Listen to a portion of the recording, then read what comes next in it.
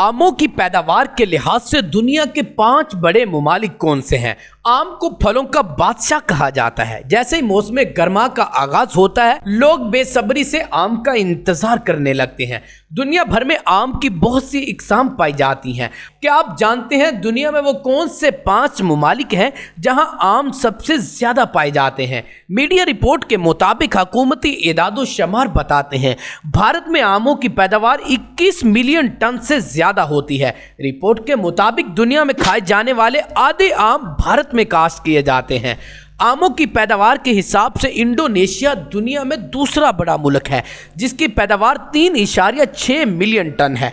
चीन इस फहरिस्त में तीसरे नंबर पर आता है, जिसकी आमों की पैदावार 2.4 मिलियन टन है। पाकिस्तान में आमों की पैदावार 1.8 मिलियन टन है और आमों की पैदावार के हवाले से पाकिस्तान दुनिया का 5वां बड़ा मुल्क है।